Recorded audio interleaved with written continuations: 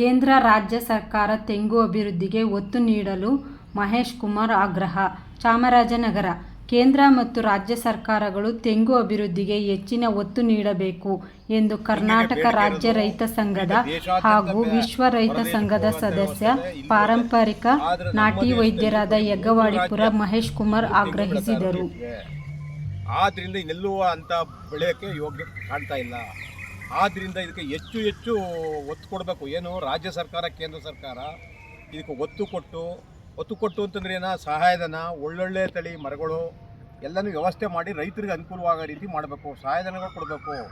ಅದಲ್ಲದೆ ಯಾಕಂತಂದ್ರೆ ಇನ್ನು ಬರ್ತಾ ಭಾಳ ಇದರ ಅವಶ್ಯಕತೆ ಅದ. ಇದು ಕಾಮಧೇನು ಅಂತಾರೆ, ಕಲ್ಪವೃಕ್ಷ ಅಂತಾರೆ. ಕಾಮಧೇನು ಸಹ ಇದು ಕಲ್ಪವೃಕ್ಷದ ಕಾಮಧೇನು. ಯಾಕಂತಂದ್ರೆ ಇದು ಹೆಚ್ಚಿನ ಮಟ್ಟದಲ್ಲಿ ಎಲ್ಲ ಒಂದು ತೆಂಗಿನ ಬೇರಿನಿಂದ ಹಿಡಿದು ಅದರ ಕಾಯಿ ಮತ್ತು ಕಾಲ್ಟನೇ ಕಾಯಿಗಿಂತೂ ಬೆಲೆ ಅದ.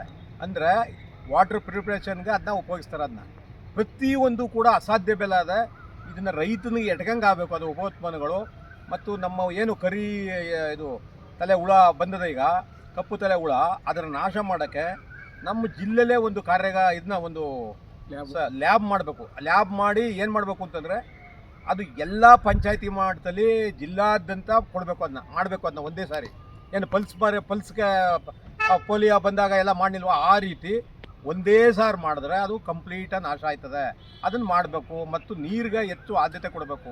ಇವೆಲ್ಲ ಕೊಟ್ಟಾಗ ನಮಗೆ ಭಾಳ ಅನುಕೂಲ ಆಗ್ತದೆ. ರೈತರು ಹೆಚ್ಚು ತೆಂಗು ಬೆಳೀತಾರೆ. ಯಾಕಂದರೆ ಇದರಿಂದ ಲಕ್ಷಾಂತರ ರೂಪಾಯಿ ಸಂಪಾದನೆ ಮಾಡ್ಬೋದು ತೆಂಗಿನಿಂದ. ಆದರೆ ಈ ವ್ಯವಸ್ಥೆ ಹಿಂಗೆ ಮೊದಲೇನಿತ್ತು ಗೊತ್ತಾ? ಸ್ಯಾಲ್ರಿ ಭದ್ರತೆ ಇತ್ತು. 100 ತೆಂಗು ಹಾಕೋಣ ಅಂದರೆ ಅವನಿಗೆ ಏನು ಜಿಲ್ಲಾಧಿಕಾರಿಗಿರ್ಬೋದು, ಈ ಸಂಬಳಗಳು ಬರ್ತಾವಲ್ಲ, ಇವರು ಸರ್ಕಾರಿ ನೌಕರರಿಗೆ ಬರೋಂಥ ಸ್ಯಾಲ್ರಿ ಭದ್ರತೆ ಹೆಂಗಿದ್ದು ಹಂಗೆ ನಾವು ತೆಂಗು ಬೆಳೆದ್ರೆ ಭದ್ರತೆ ಇತ್ತು. ಈಗ ಅದರ ಕಾಣ್ತಾ ಇಲ್ಲ. ಯಾಕಂದರೆ ರೋಗ ಬಾಧೆಗಳು ಇವೆಲ್ಲ ಯಾಕಂತಂದರೆ ಹೆಚ್ಚು ರಾಸಾಯನಿಕ ಗೊಬ್ಬರ ಸಿಂಪಡಣೆ, ಫರ್ಟಿಲೈಸರ್, ವಿಷಕಾರಿ ಔಷಧಿಗಳು ಹೊಡೆಯೋದೇ ಕಾರಣ. ಆದ್ದರಿಂದ ಅದನ್ನು ಬಿಡಿಸೋ ನಿಟ್ಟಿನಲ್ಲಿ ಸರ್ಕಾರಗಳು ಒತ್ತು ಕೊಟ್ಟು, ಇದು ಭಾಳ ಫುಡ್ಗೆ ಅವಶ್ಯಕತೆ ಇದೆ. ಅದರ ಹಾಲಿನಿಂದ ಭಾಳ ಉತ್ಪನ್ನಗಳು ಮಾಡ್ಬೋದು. ಆದ್ದರಿಂದ ಹೆಚ್ಚು ಮಟ್ಟದಲ್ಲಿ ಇದಕ್ಕೆ ಅನುಕೂಲ ಮಾಡಿಕೊಟ್ಟು ಅದನ್ನು ತೆಂಗನ್ನು